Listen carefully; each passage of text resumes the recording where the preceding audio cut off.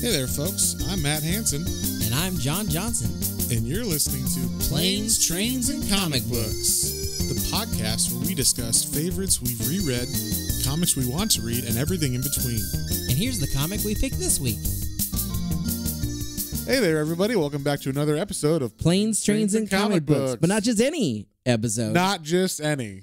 It is our 1 year anniversary.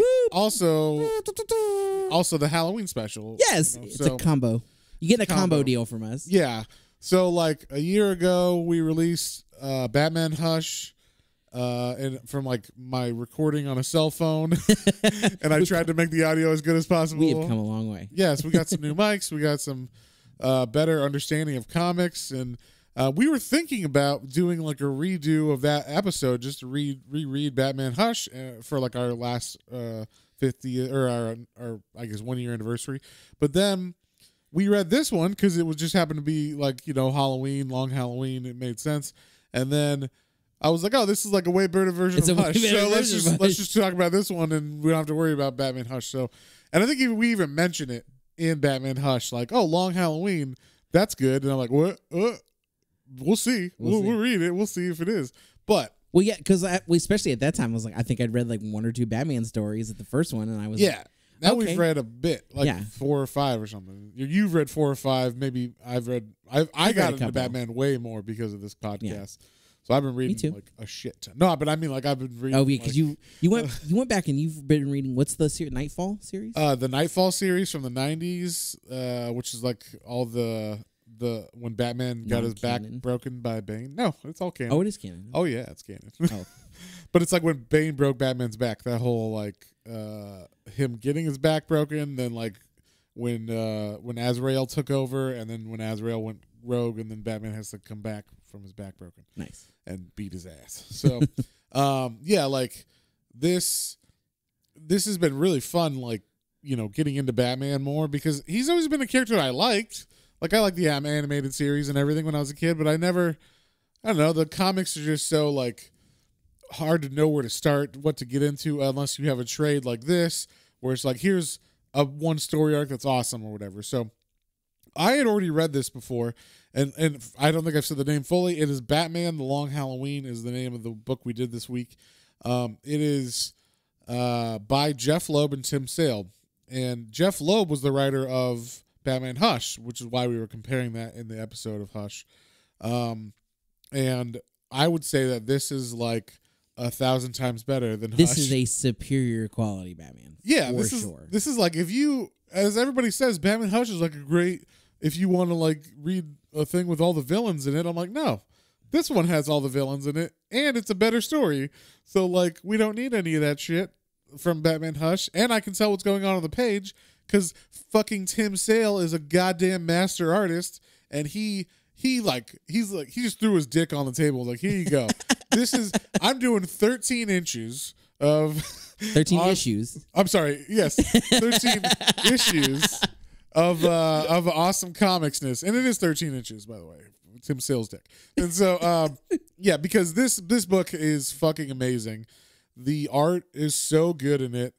If you like Tim Sale, obviously he is an artist who is doing his own style. So if you don't like his style, you can still not like his style, but you can't say the art's not good. Okay, so I will chime in here, because when I first started, like, the cover is really cool. I was like, okay, I'm ready. And then turning in, it's definitely a little different. And so it took me probably an issue to like fully get into art and start to appreciate it more. But once I was into the comic reading, and one thing again, we were saying 13 issues. It does not feel like 13 issues. This it goes by fast. A smooth like, for being one of the longest ones technically that we read, it did not feel that long. I think this is the longest one we read. This is what I was saying. It may be like in one setting. Yeah. But it did not feel like it. I never was bored. There was a couple like I thought it was over, and then I was like, oh, there's more to read. Okay. Yeah. But overall, like, yeah, this comic was wonderful, and specifically Tim Sale's art, and like Batman has really long ears, and sometimes it's weird, but in this comic, it wasn't. Like, I was really cool, like, especially some of the way angles, Matt was saying, like, the way we look at some of the pages and the way the angles are, it was like, oh, he looks really cool there. Yeah. We'll get into it as we get some of the characters, like some of the villains, like some of the villains are weird, some of the villains are like, that's a badass, like, yes. version of this villain. Yeah, like, some of the villains cool. have the best versions, I think, in this, or at least top 5, top tier for sure. Top 1 or 2 versions. I personally like this artwork better than Jim Lee's in Hush. Not that, like, his Batman is iconic in Hush, but the other designs of the other characters I don't like as much. Yeah, there's only one villain in this. It's not that I didn't like. It was just weird, and we'll get. I'll tell you about it when we get close to it. Okay. I'm excited because I don't know what that is. Yeah, I didn't tell you about that. But yeah, so this story is kind of you might feel similar if you've or you might feel like you know it a little bit if you've watched Batman: The Dark Knight, because even though this isn't or dark, is it called Dark Knight? So Batman Begins and The Dark Knight have like elements pulled from this story for sure. Which is weird because the new Batman movie is supposed to be rumored to be this story. Yeah. So wait a minute. So he's got 3. This is potentially 3 Batman movies take shit from this stuff. So, and so basically, this is pre Two-Face. So Harvey Dent is still like a district attorney. And him, Gordon, and Bruce Wayne / Batman are like trying to better the city in their own ways. And a common thing that is said in this is, I believe in Gotham City. I believe in Harvey Dent, which is very, like, I was reading this and I'm like, this is totally taken from this comic from, for Dark Knight. Dark Knight, yep. I mean, that whole, like, I believe in Harvey Dent stuff, and I mean, that it was crazy. I was like, oh shit, like this is really like that.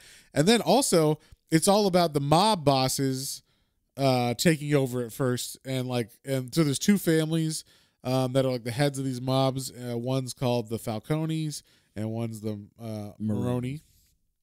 And so is it Falcone or Falcone?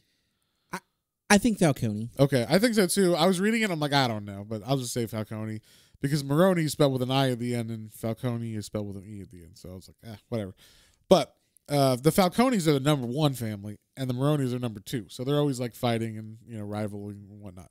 And basically, this story is the downfall of Harvey Dent. This is how he becomes Two-Face. This is quintessential of like a Batman villain becoming a villain because of the events that take place around Bruce Wayne and Batman. Yeah. And this is like Batman being a detective. This was so cool to see him like not like he punches and kicks people and like beats people up, but the focus on this is definitely I am a detective and I am piecing things together. Yeah. And like I'm doing it too as the reader. Like I'm with you on this journey. Yeah. Not like Batman Hush where he would make those jumps and then not take us there, and then he would just reveal it later. Oh yeah, I knew that.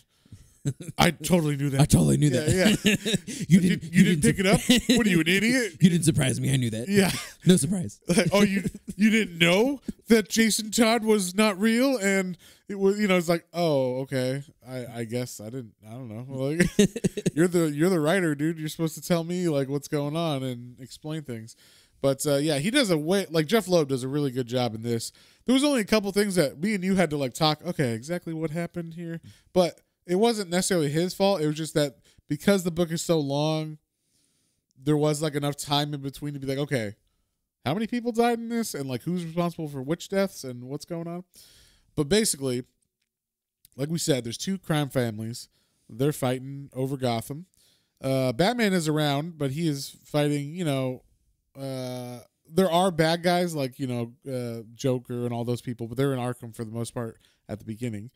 And then every one of these issues takes place on a holiday because someone is dying on holidays, or someone's killing people on holidays, we should say. And this is a new villain called the Holiday Killer, or just Holiday, depending on what the newspaper called them. But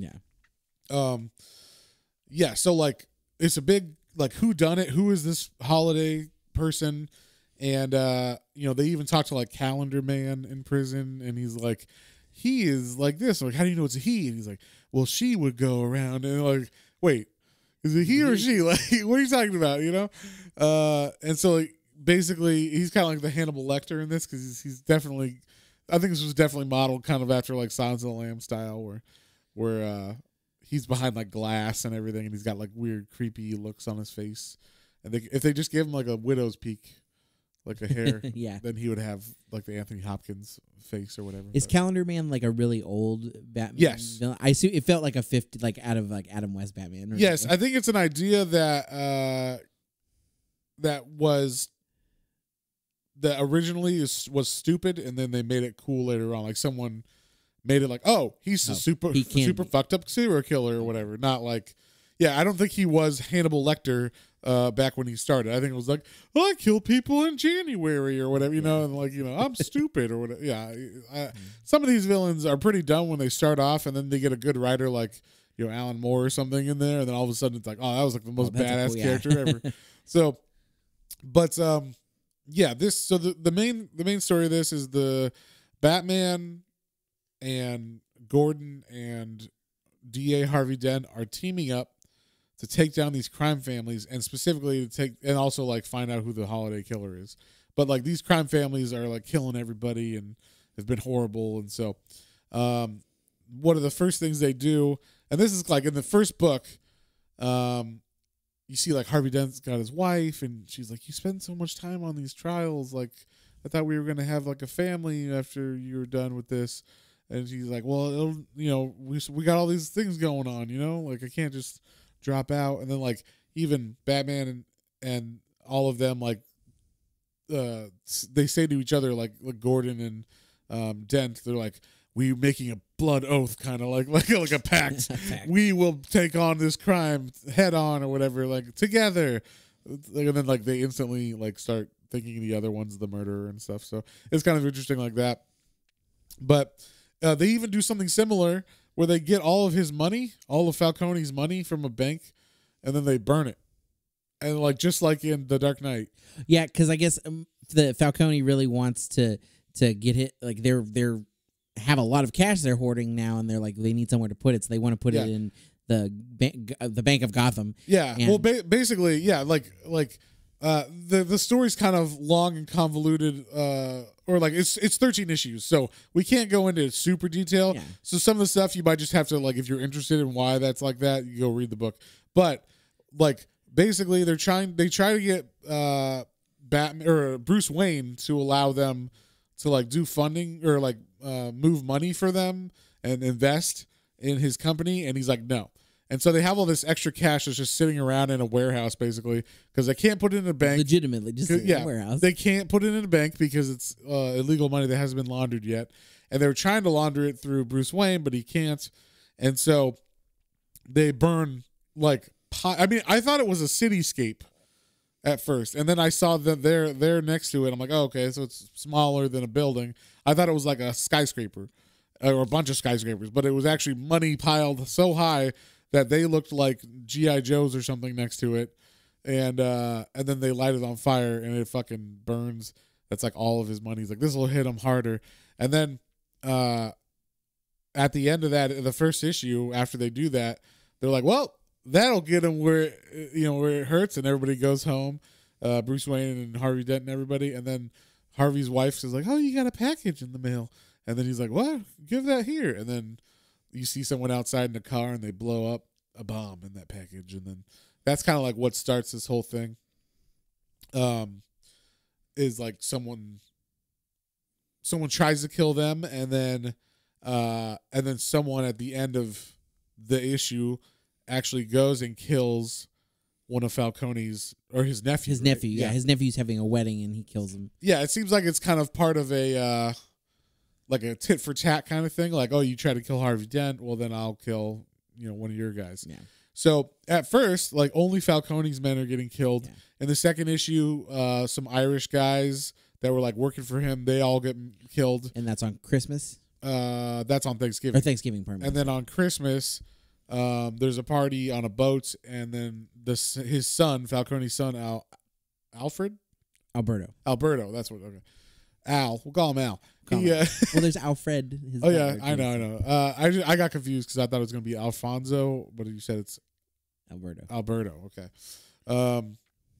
I don't know why in my head sometimes I put different names for people, and then it's hard when we do the podcast. So. One thing we'll say is with every kill, the reason it's partially holiday killers, they're killed on the holiday, and when they find the bodies, there's a holiday trinket. Like for Halloween, it was like a light up pumpkin, and then there's always the gun that we use to kill them. That has like it's a small 22 caliber gun that has the serial number scratched off, and the butt is taped up. Yeah. And then they use, which is weird. They leave the gun, so every time they have to buy a new gun. And it's a very specific gun. Now I don't know, John, if you're familiar with this gun, and I don't know if maybe Tim Sale just liked the look of it or something, but it is a Ruger, Mark II or III, whatever would have been in this, which it was just a 22 caliber bullet that it's not like it's a very like specific gun. So if you wanted to, you could be like, hey. I'm gonna go to every gun store and see who's buying a fucking new who's buying a new Ruger, Mark III or whatever it is, and every holiday, and then like trace it down or whatever. But they said they're getting like underground or something. I'm like, sure. It just seemed like something weird. And then also it's a weird caliber to kill someone with. Yeah, 22. Yeah, a 22 is not usually a caliber. I mean, out of a handgun, it's not really the best, I wouldn't think. But and then on top of that. He was using he or she, the killer, was using a baby like bottle nipple over the end as like a quote unquote silencer. Yeah. Which I'm like, I don't know if that would work, but no, it just seems like an extra layer to put the bullet through to slow it down a tiny bit. Yeah. So I don't know everything on this. It seemed like they don't know a lot about guns. Who wrote the guys who wrote this and drew it, but it looks cool. The gun is a very distinct model. It kind of looks like a German Luger, but it's actually a Ruger with an R. So, great gun. Anybody's into firearms. But yeah, so that's the only like weird thing about this comic. I'm like, why would you pick a 22? Like, why would they go for something else that's like a better? I don't know, or like I don't know. It just seemed like, and it's such a distinct gun. Yeah, and like you said, it's weird that he like the little trinket is fine. Like I get that. It's like Halloween was a pumpkin. Thanksgiving there was like a cornucopia. Christmas there was like a champagne glass. Yeah. No, that was New Year's. Oh, that was New Year's. Okay. Yeah, I'm trying to remember Christmas. It was like an ornament or something. Yeah. And then again, for every holiday, there's something like that. Like a little trinket. And they also left a gun. Yes. So they had.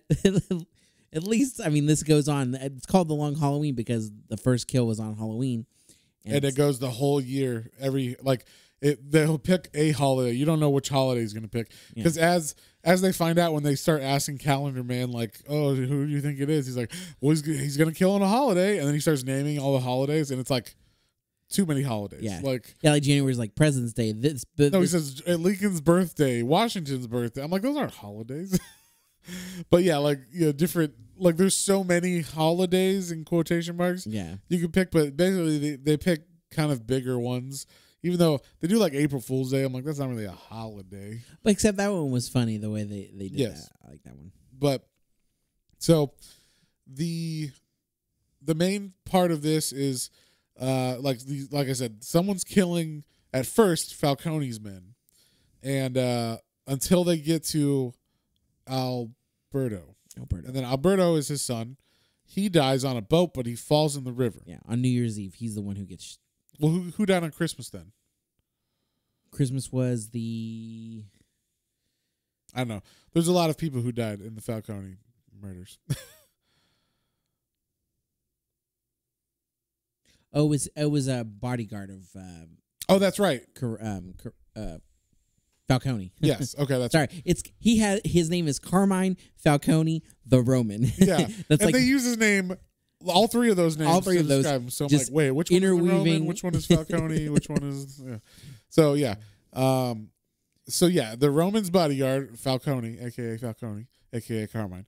He loses his nephew, his bodyguard, his like main henchmen who are like these Irish guys, and then his son finally, and then all of a sudden, the killer changes his MO or their MO, and starts killing the rival family's guys. So Maroney's guys start getting killed, and then in the meantime, some interesting things happen with like like Bruce Wayne, he gets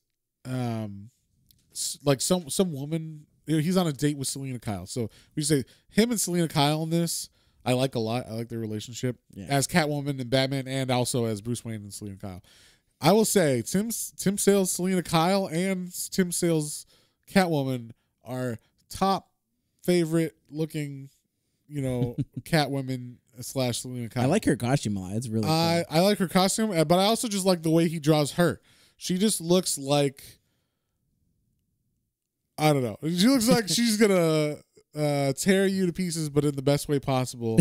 And are you saying that she's a hot Catwoman? I'm gonna say she's a hot Catwoman.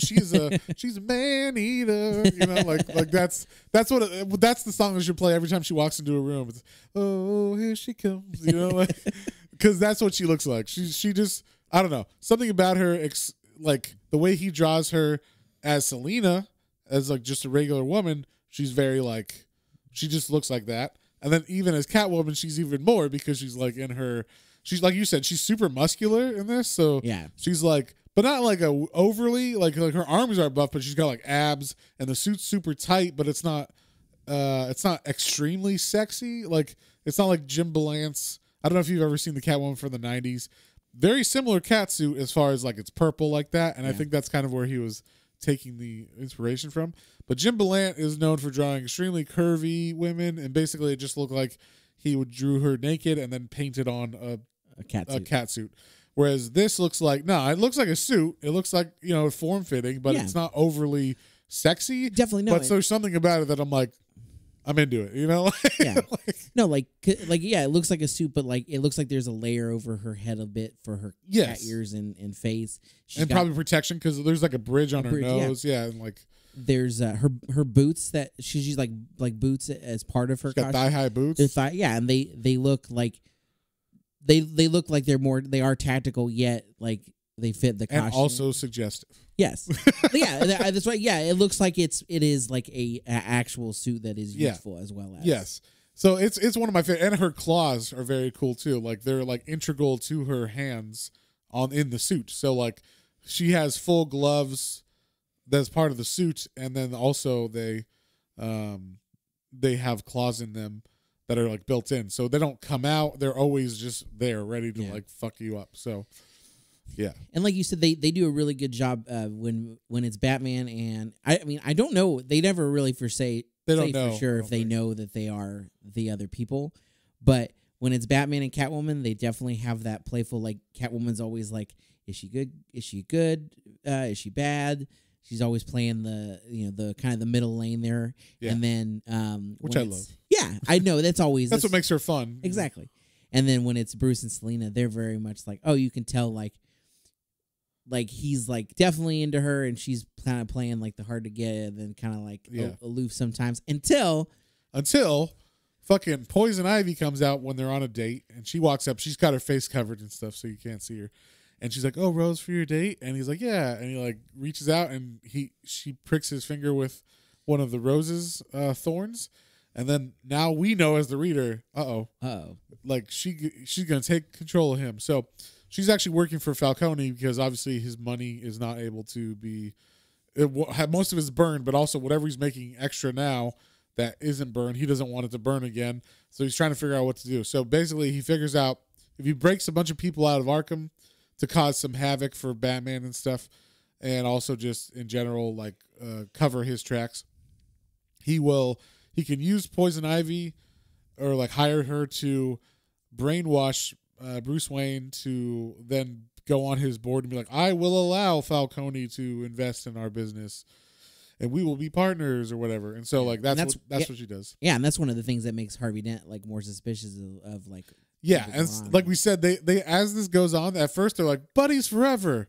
And then as it goes on, they're like, wait a second, maybe Harvey Dent's the killer, and then like maybe Bruce Wayne's the killer. And then like we never think that as the audience, other than maybe it's Harvey Dent. Like Harvey Dent was the one that was like the whole time okay, and no one thinks Gordon kills anybody, but like he's the only one that's like above a reproach in this pretty much. But like it's like who done it? As the audience, we know obviously Bruce Wayne ain't killing anybody, but like Harvey doesn't know that, so Harvey's looking at everybody all crazy, and he gets crazier and crazier through this whole thing, which is kind of what leads to the very end when he gets like, when he becomes Two-Face. So, like we said, now Bruce Wayne has like given into Falcone's demands. So like Harvey's like, why would he do that? Like he's in their pocket or whatever. And like they actually like arrest Bruce Wayne. Yep. And like they're like, look at this proof. Your dad worked for him, and now you're working for him, and you're helping him and all this shit. And he's like, no, like what are you talking about? And they like basically they're able to get him because Falcone in like a later issue uses Scarecrow. And the Scarecrow attacks Batman, but no one knows that he's Bruce Wayne, obviously. But when they find Bruce Wayne, he's like freaking out in the graveyard with his mom. Or no, at first he's in like the alleyway where like he's gonna leave a rose in Crime Alley for his mom because it's Mother's Day, and so he leaves a rose, and then they're like, there he is, get him, freeze, we're gonna arrest you, and then he runs because he's all scared because he's all like under the fear toxin. And then he ends up running to like the grave of his mom, and then they arrest him there. Yeah. And he's like, "No, Mom, I could have saved you." And why did I tell you to wear those pearls? And get a little bit more of the same fucking thing in every Batman story, and pearls and all that. But I don't know if that was as overplayed as it is now. But maybe that's why it's overplayed because all these movies take from this fucking story. Oh, we got to mention that. Yeah, we definitely got to mention pearls because Batman does.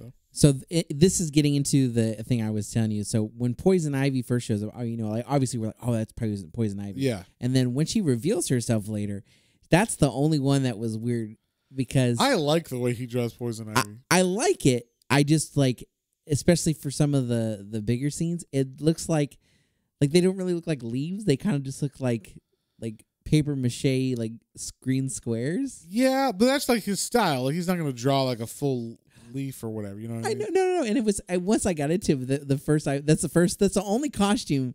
Like when it first appeared, I was like, "That's a weird choice." I like it because it's implying like she's literally not wearing any clothes. I don't think, and I think just the foliage is around her, yeah, and it's growing all over the place. Oh, it's huge. Yeah, it's cool. It's like a cape for her or something, but like it goes up the wall, like all the vines and everything.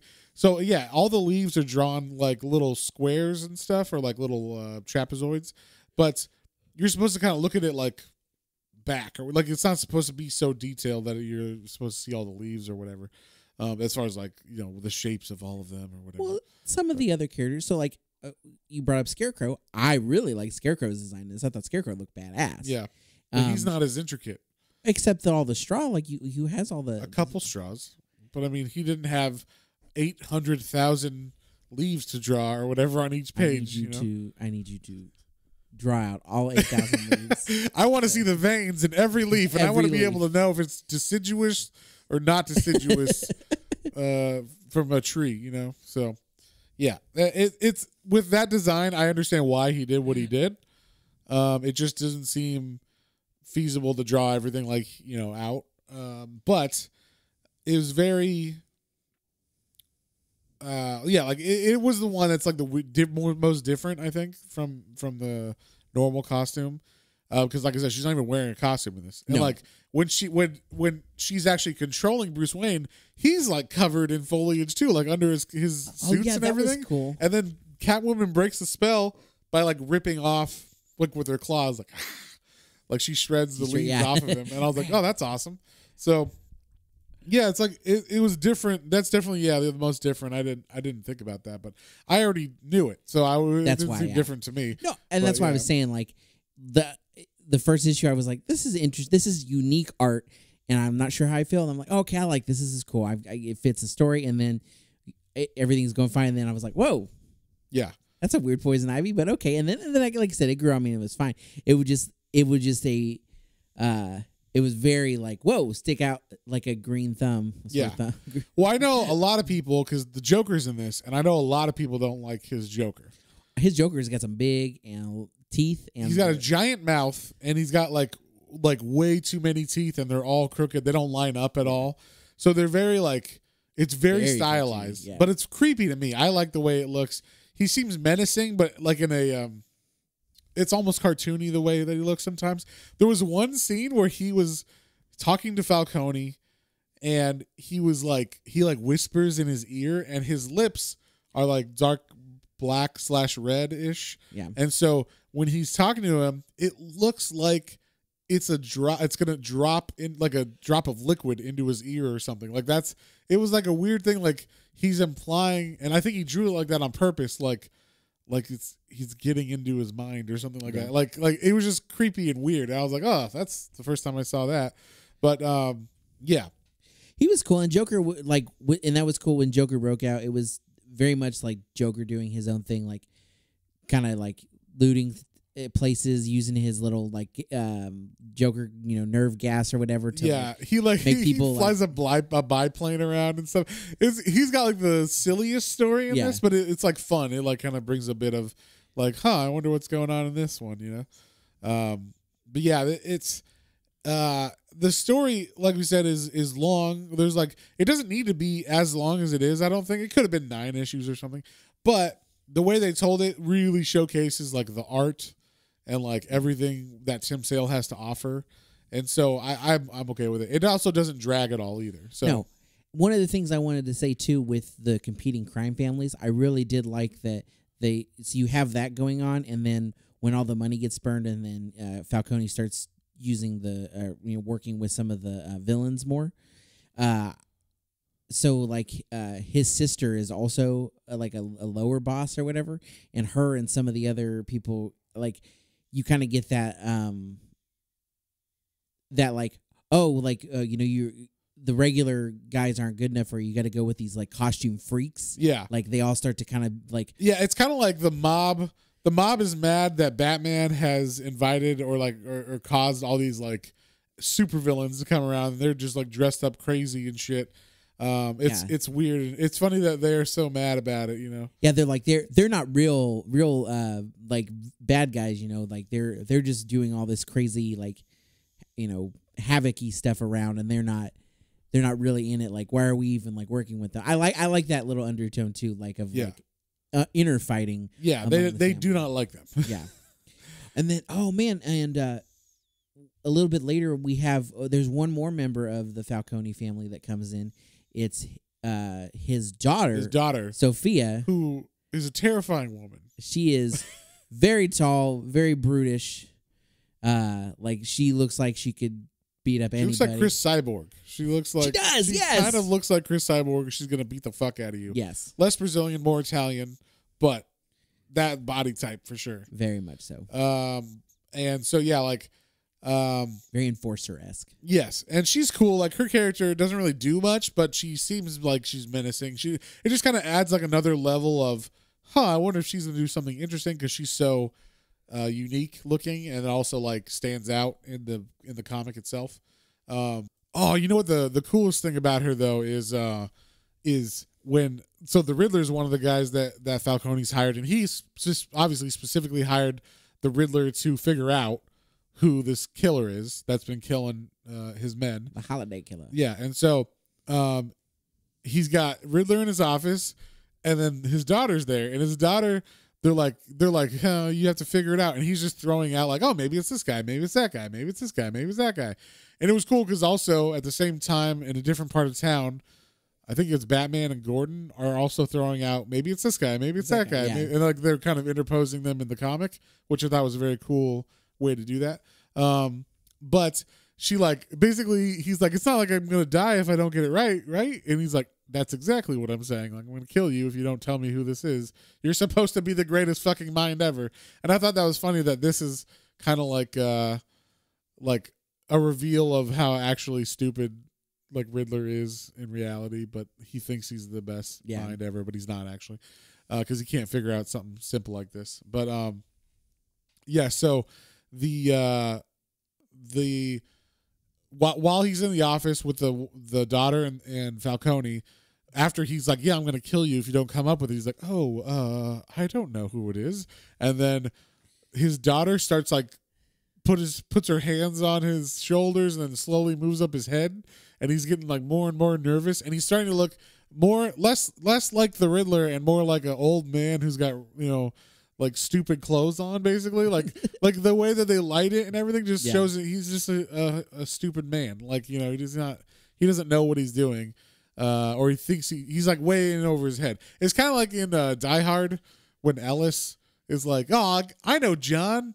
Like, let me tell you, John." He's talking, and he's like what, you can't negotiate or whatever, and he's like, and he shoots him. It's like that. It's like that scene almost, except she puts his hands on his head while he's like, I mean, I think I can help out or whatever, and then she looks like she's gonna smash his head with her hand. Yeah, looks like there's some blood starts coming out of his nose. Yeah, and like he's got a lot of pressure coming on his head. Yeah, he's got a bunch of wrinkles that start to appear on his face, like she's pushing his skin in. It was like, holy shit, she gonna crush his skull? Yeah. like that's crazy.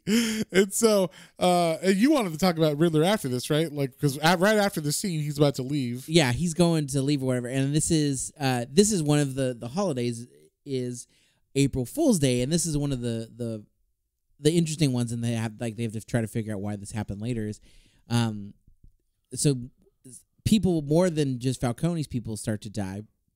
And like even some of the costume villains get like in the way of things. And when Riddler is going to leave, he actually has the holiday killer appear in front of him, and he's like, oh, and like he sees supposedly who it is.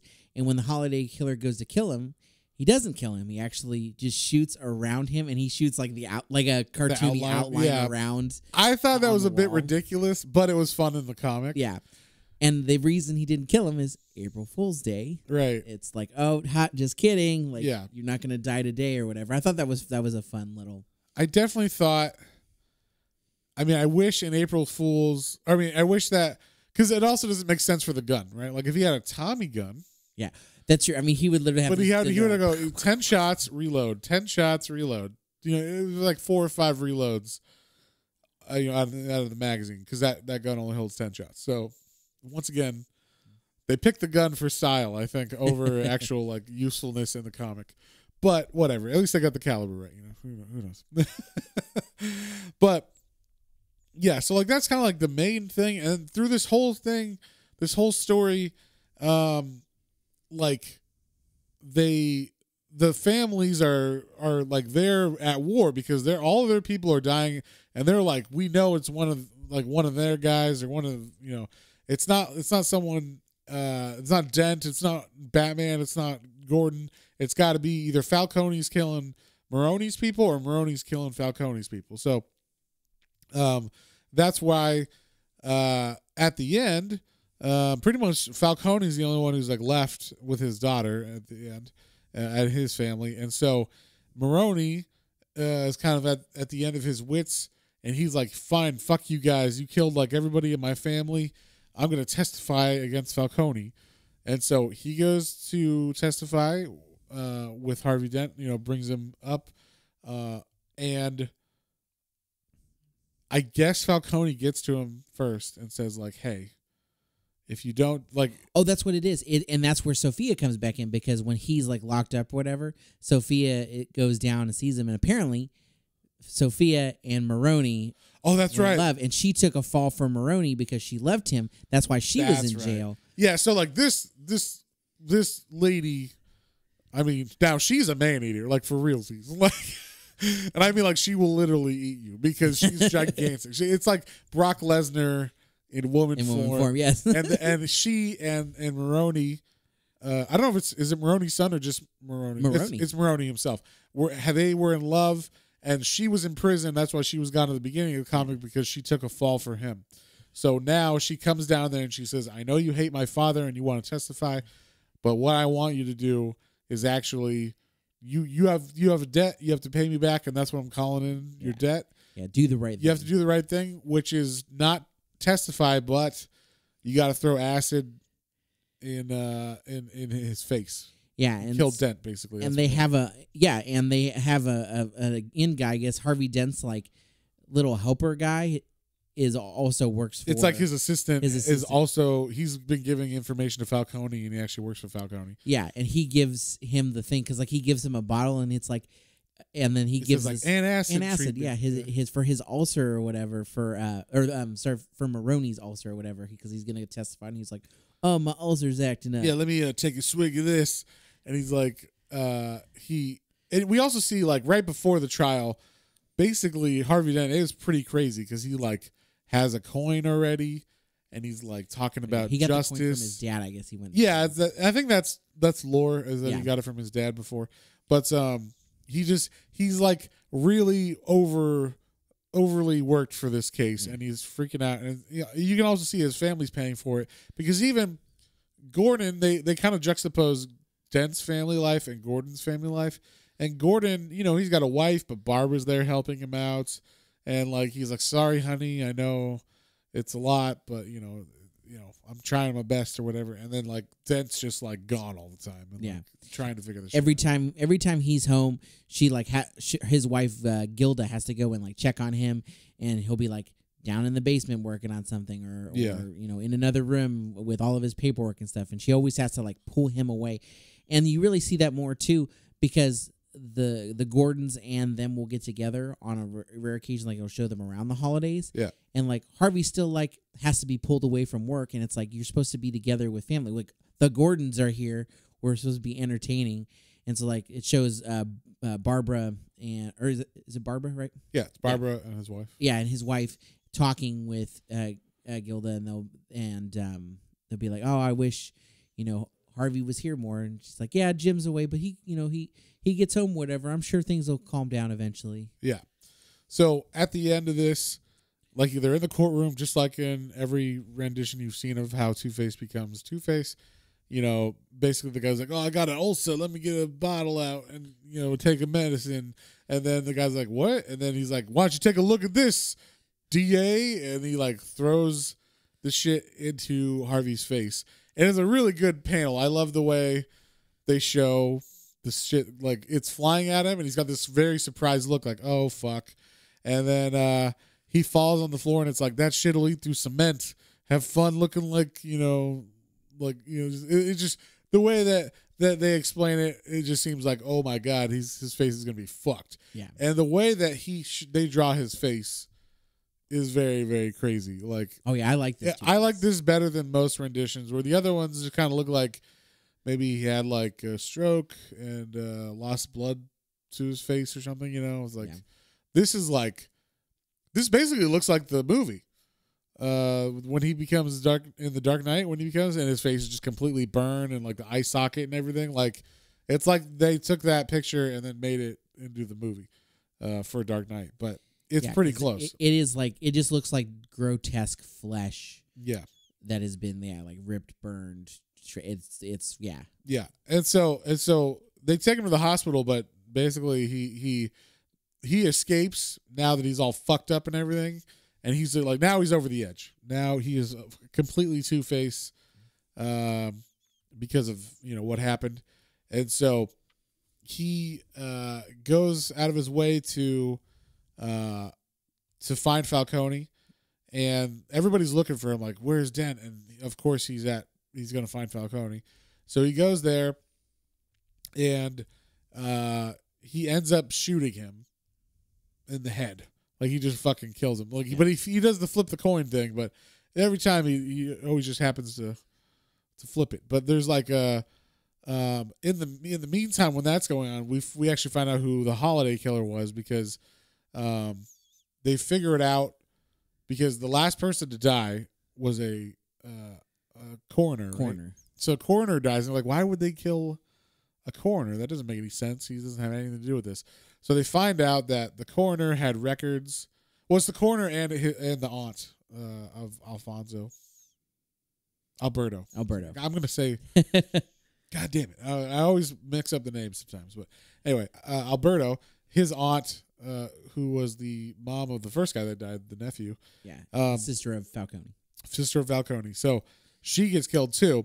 And we find out that it's because she was like investigating what the coroner knew, and the coroner knew that Alberto's body was faked. So actually, it's revealed that it's funny how it's revealed. You get Gordon, who's like, "Oh, we need to transport you, Maroney, into an area, a different holding cell," and there's like a big guard with him that you can't see his face. And he's like, "Oh, I know what that means." It means you're gonna kill me in this back alley or whatever. Do your worst, you fucking cop. And then like all of a sudden gunshots happen. He gets killed. Maroney gets killed right away, and then the gunshots shoot the I guess SWAT guard or whatever. The guard who's all covered. And then, as you might guess, that's when they reveal, like, Gordon puts his flashlight up and you see Alberto's face. What? Alberto was the guy the whole time? And then, so he's like, yes, I am Holiday. Ha ha ha. And then Batman ends up being the guy who was in the big costume, you might have guessed, the SWAT gear. So he's like, what? You should be dead. I shot you with my .22 into your Kevlar vest. Why aren't you dead? And so, apparently that guy didn't know that you can't kill someone with a .22 if you shoot it into Kevlar. Yeah. And so Batman beats the fuck out of him. And they're like, and he almost kills him, actually. Like he almost does. Because it's been a year of chasing this guy. Everybody's been driven almost mad from this killer and the gang fights and everything going on. So he doesn't kill him. Jim's like, you cannot be as bad as them, Batman. Come on. And he's like, oh, yeah, you're right. No killing. That's my number one rule, right? Yeah. And so we get like kind of the end. Like we said, the dad gets killed. Falcone gets killed. I assume does he get killed with his daughter? Does his daughter get killed too? She doesn't. She's so it kind of the grand thing is so Two-Face shows up, but he shows up at Falcone's place with all of the villains, kind of like the Rogues Gallery. Yeah. And that's a cool panel. It's got like Joker, and with some of them we hadn't even seen in the comic, like Penguin and whatnot. And so they're all there. And Two-Face, this is like the actual reveal of him because he's in the back still. And every time they've shown him, he's kind of, that one side of his face has still been dark. And they actually did this a couple times in the comic. I don't know if you saw. I really like that, like showing him going like kind of crazy. Oh, yeah. It would show only half of his face, or half of his face would be dark, even before the acid. Oh, I noticed. Yeah. So that was fucking I noticed cool. that. They also had, like when he had the coin just from his dad, his hand was like half black and half white, and they did a good job like setting up the art in that. So and then when Falcone goes back up to his office and there are all the Rogues Galleries there, that's when Two-Face is finally revealed. You see his crazy face, and he does the coin flip thing, and then Sophia comes in the room too, and kind of tassels with Catwoman because Catwoman's there again. She's kind of playing both sides of the coin there too. Yeah, and so Catwoman and her, like while they're fighting, they roll out of the window, and then Sophia, like, just, I don't know if they don't really show exactly what happened. She's like, "Don't, Sophia," and then Sophia's like, "I'll kill," and so it seems like Catwoman's able to grab the bar, from falling off this like skyscraper. Yeah, so she's on the ledge, and it seemed like she was going to grab her or was grabbing her, but then she slipped. Because maybe Sophia was trying to kill her or something. So I don't know. But she falls to her death. So Sophia is killed by gravity. And then, because that's the only thing that could kill a large person like that. So, and so, now Falcone's dead. Maroney's dead. The only person that Two-Face now can blame for everything going on, why he was scarred, he goes after now, which is his Harvey Dent's assistant, who was able to give the acid to Maroney on the stand. So he flips his coin and that guy dies. I'm assuming that he just like fucks his coin up on both sides for some of these. So there's no justice or whatever. And the next part's kind of cool because like the bat signal goes up, and so Batman thinks Jim's calling him, and he gets up there, and it's actually Two-Face. Yeah, and Two-Face, actually both of them, like Gordon and Batman, show up because Gordon's like, "What the fuck?"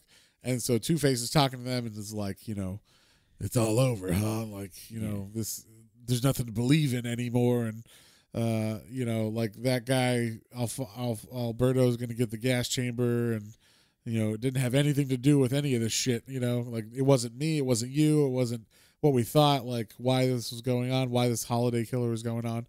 So like he's like Two-Face is super jaded, of course, to everything now. He's like, the system doesn't work. Fuck it, I'll show you. And so he actually gives himself up to them to be like, I'll get out of here. I'll get put in Arkham and I'll escape, and it won't, just like everybody else does. And so he actually lets himself get arrested.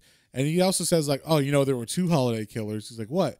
He's like, I was one too, because I killed Falcone on Halloween, because today is Halloween for him. Yeah. So he says, oh, there's more than one killer. And they're like, oh, really? And then we see as he gives himself up, they're talking and they're like, do you really think he was Holiday too? And it's like, oh, no, maybe the last murder was him for sure. So, but Alberto already confessed to all the others. So. Yeah, and so he's going to the gas chamber. So, we don't really know. We assume Alberto was the main guy, but then we get like Harvey. Now he's locked up, and he says Gilda, and then we cut back to her house, and she's moving. It's Harvey's wife, Gilda, and she's got a box, and she's like, instead of putting it with all the other boxes, she takes it down to the furnace. As you have, like a burning furnace in your house. And she starts burning some stuff, and we see it's a hat and a trench coat and a gun and everything, the bottle nipple and everything that was used to kill people. So basically, and this is the part we were confused on. We had to like 100% go back and just kind of read the Wikipedia on this to make sure we knew what we were talking about. But she was actually the killer of the first 3 murders. So she was like, I'm sick of Harvey not paying attention to me and him not being around, and we're supposed to have a family. So she goes a little batty, a little crazy, and she kills the nephew and the henchman and the guard, right? Like his security guy, yeah. Right? And then that's like while she's blown up in the hospital. I guess she got out to do that. Oh gosh, she was in the hospital, whatever. Then the night she comes home from the hospital, she mentioned, "Hey, how come your hair's wet, honey?" He's like, "Oh, it was snowing outside, but he was wearing a hat." So then she thinks, "Oh, Harvey must have killed Alberto and everybody else after that, because we have a secret. That's our child, and that's a secret we will know and we'll share, and like I love you and you could do no wrong and all this." Like she's basically gone crazy. Yeah. And like she thinks, basically Harvey killed them for her so that he wouldn't have to work as much and wouldn't and then they could have their life together. Yeah, and one of the underlying things throughout the whole thing that like is always on the back of what Harvey's saying, he's like, he keeps having to talk himself out, and like Batman and Jim have to remind him, is like, because Harvey's like, you got to do what has to be done, right? Like whatever it takes. And they're like, well, we made a pact, remember? Like we're not gonna like go and be as bad as the bad guys. Like we're gonna take them. Yeah, we're gonna take them down, but we're gonna take them down together by the books, quote unquote, forever. Yeah, yeah. And so like that's like she thinks that Harvey did it for her. Yeah. And so that's like super creepy. And then like, but what we know, at least, or what we think is what makes sense, is that Alfonso actually didn't, he pretended to kill himself and then actually killed everybody else. And he killed everybody else because Alfonso, the only real thing about him is that his dad like loved him enough. Falcone loved him up, but didn't want him to like be part of the family business. Right, and that's all he wanted to do was be part of the family. So he ended up killing all these people of Maroni's family to then be like, "See, Dad, I can do my own. I can be bad like you." And I then can be a Falcone. And then he kills so many people that he's like, "Oh, I'm bigger and better than all this. I'm the holiday killer, quote unquote. I don't need, I'm a bigger thing than you could ever be." Yeah. So, but all of this boils down to is that all of this, and even Batman, and Jim talk about this for a second, like, was it worth it to take down all these guys finally, but to lose Harvey to all of this? Right. And like, that's the really messed up part, is that like, so Harvey's wife was a catalyst and cause of this. Batman and Jim were catalysts to this, to all like not that he wasn't driven and already kind of going a little crazy, right? But like they all helped push Harvey over the edge too. Like to me now, after reading this story, Two-Face is more like sympathetic, the most sympathetic and most like, oh, I feel for a Batman villain of all of them now. Yeah, this was like a great story for Two-Face, like of how he became Two-Face. I don't know if they did one before this that made more sense or whatever, or like had the same impact. As far as I know, the only like origin of him was ever just court, the court day that they got acid thrown in his face, and there you go. So, but besides that, I don't know if there was ever like a as touching version of this, because especially with his wife going crazy and stuff, it's like, oh man, like he never got that. And then of course the last words of this are like, is Gilda saying, "I believe in Harvey Dent," like, because we're like we have a secret together or whatever, so yeah, it's very it's a little confusing at the end, because you find out from her that she was the killer of the first three, but also it kind of muddies the water because she says Harvey's the killer of the others, but we know that Alberto was. At least that's what everybody found as far as the detectives and Gordon and everybody. And it all makes sense if Gordon did it. Not like, why would he kill the coroner? And like, it doesn't make sense for everybody if it was just Harvey. But Harvey is technically the third killer because he kills Falcone on Halloween. Yeah. So technically there's 3 holiday murders, and those are the 3. His wife, Alberto Falcone, and Harvey Dent, or Two-Face. So, yeah, that is the basic main story of this. Like we said, this is a long one. There's a lot of twists and turns. Yeah. So I would highly suggest going and reading this yourself to get the full effects, especially of the art of Tim Sale, who's fucking amazing. And then like the story is pretty tight for I gotta say, Jeff Loeb knocked this one out of the park for sure. Oh yeah. So and the writing is super concise. It flies by, like we said. There's really no reason why you shouldn't pick it up. And I think it's on sale right now on Comixology. Yeah. So go pick it up on Comixology. But I think it's like $15 or something like that, or $12. Maybe even less. I don't know. Normally it's $30 because it's like 13 issues, so it's like a pretty expensive trade paperback. But yeah, or go buy the Absolute because it looks fucking awesome. I was gonna say, after reading this, it's out of print. Oh, of course. I was like, well, maybe they'll reprint it eventually. They probably will. They'll probably do it in like a deluxe. Actually, I prefer a deluxe format where it's like just a little bit bigger. Yeah, but it's like a nice hardcover. I will probably end up owning this one. This is definitely up there. This is good for sure. So, on that note, what would you give it, John? Man, I keep not wanting to give it that perfect score, but like this is like the best Batman comic I think I've ever read. Really? Like I like this even more than, because I loved The Dark Knight too, Frank Miller's. Right. But I just loved the detectiveness in this, or his. Yeah, like this is a mystery. This is a detective story. I'm a sucker for whodunits. Yeah. And it was just awesome. I loved it, and like I said, I was kind of like iffy on the art at first, so I wasn't quite like, I was like, oh, it's like, because I was like, it's kind of 90s, but it's like the best looking 90s I've ever seen. It doesn't like fit the mold of like being like, it's not 90s like not like Wildcats or something. Yeah, or like Captain America's ridiculously large chat. I'm putting it in the fact that like it's out there and different than like a lot of 90s art was, but not in the bad sense at all. Like a lot of 90s art. I'm saying that and you're like, what? Yeah. No. It threw me off at first, but then as I got into it, I was like, oh no, this is cool and it fits the story. And no, it was cool. Yeah. I'm gonna give it a 9. Oh, sweet. Yeah. I'm gonna give it a 9 as well. Like you said, it's one of the best Batman stories I've read. There is a little bit of confusion. I think it could have been a little bit tighter. I'm not mad at it because it was 13 issues of awesome Tim Sale artwork. Yeah. If it was a different artist, I probably would be like, all right, why is this dragging out so long? That was the thing we were at the end there when you said like it could have been a little more concise. Yeah. So they arrest Harvey and then they're like, and then Jim and Gordon and Batman are talking and they're like, was it worth it? And you see Jim go home and Jim's talking with Barbara and then he's like, everything will be fine. Like, I believe in Gotham. I believe in Batman. Like, he kind of changes the narrative a little. And there's an awesome splash page of Batman standing on, like, the edge of a thing. And I'm like, oh, perfect. I assume that was the end. I flipped the page and, oh, there's more story.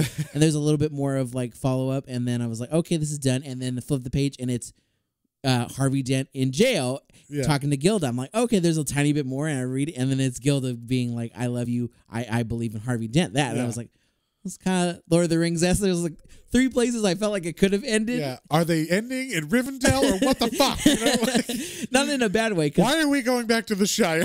It all added to it, and and the big reveal at the end of her being the first holiday killer. So that was cool. Yes, I see that. I just was like, oh, like it seemed like there were like 3 definitive places it could have ended. Yes, yeah. I mean, it could have, but I mean, I didn't hate it. I didn't mind it at all. Actually, no. So, I mean, that's why I'm giving it a 9. Like, it's almost perfect.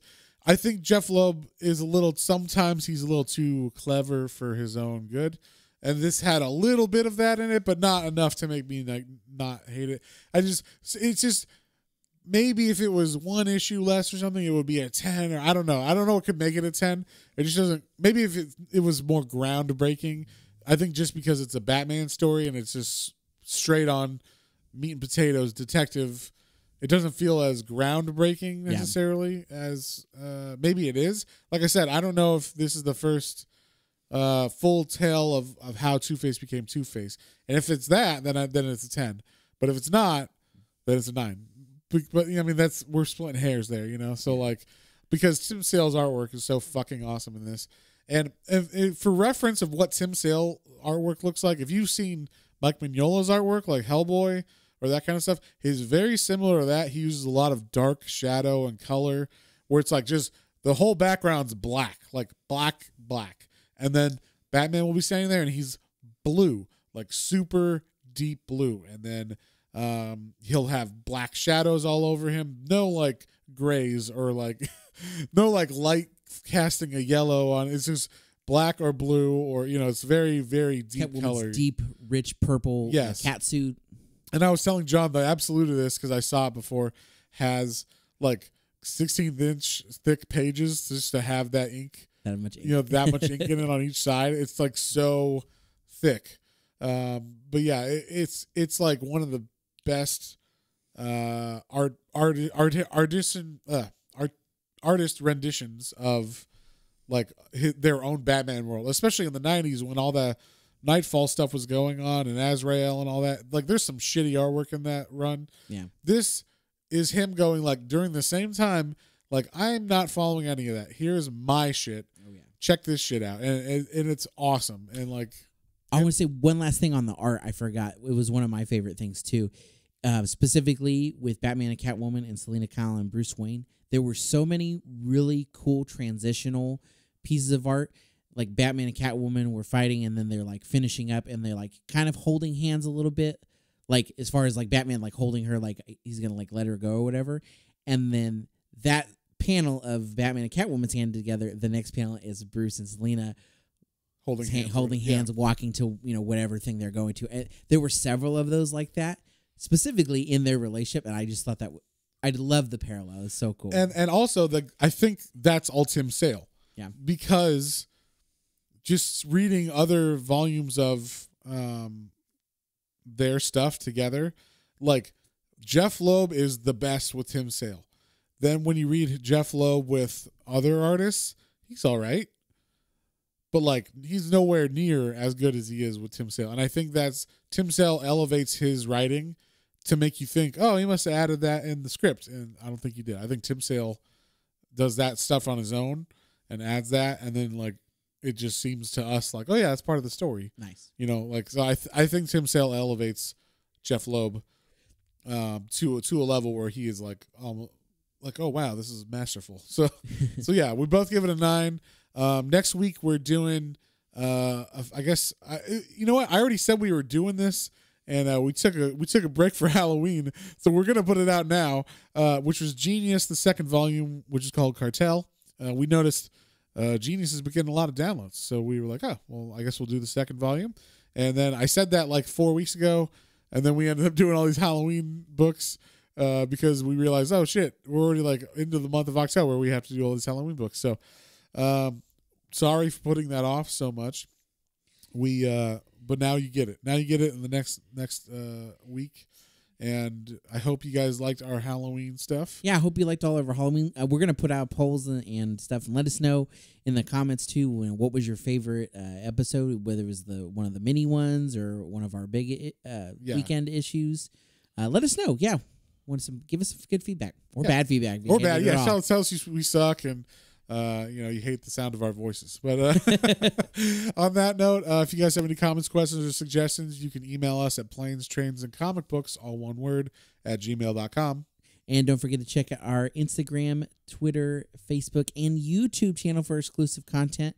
We're going to have some good stuff coming out here for November will probably be a little slower, but we're going to have some fun stuff in December. I don't think there's any Thanksgiving specials. Or the Thanksgiving special. Yeah, maybe there's a Punisher Thanksgiving special. We'll find out.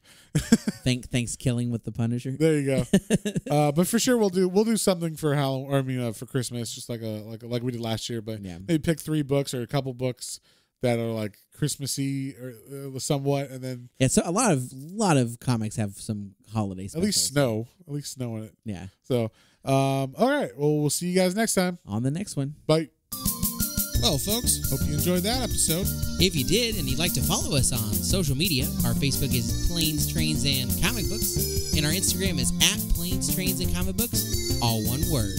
And be sure to like, share, and subscribe for more recommendations to add to your weekly pull list. Thanks for listening, and we'll see you next time.